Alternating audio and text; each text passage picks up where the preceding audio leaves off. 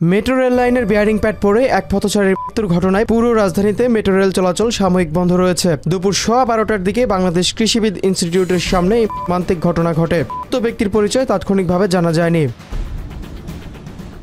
ঘটনার পর metro rail চলাচল বন্ধ রাখা প্রসঙ্গে একাধিক স্টেশন মাস্টার জানিয়েছেন, দুর্ঘটনার পর থেকে স্টেশনগুলোতে অবস্থানরত যাত্রীদের বাইরে যাওয়ার নির্দেশনা দেওয়া হয়েছে। চলাচল নিরাপদ না হওয়া পর্যন্ত ট্রেন সার্ভিস বন্ধ রাখা হয়েছে।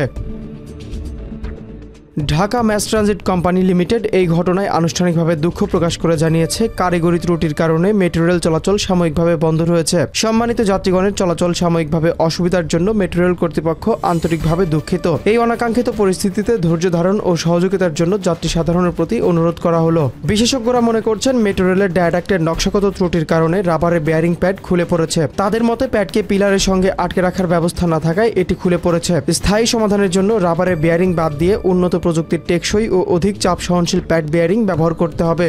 মেট্রো রেল সূত্র জানায়, মেট্রো রেলের উড়ালপথ এবং বড় সেতুতে বিশেষ ধরনের রাবার বেয়ারিং প্যাড ব্যবহৃত হয়, যা ট্রেন বা যানবাহনের চাপ সরাসরি পিলারে প্রেরণ না করে মাটির দিকে স্থানান্তরিত করে। মেট্রো রেলের প্রতিটি পিলারের নিচে এই প্যাডগুলো স্থাপন করা থাকে, যার ওজন প্রায় 140 থেকে 150 কেজি। প্যাড ছাড়া ট্রেন চালালে উড়ালপথ দেবে যাওয়ার বা স্থানচ্যুত হওয়ার ঝুঁকি থাকে।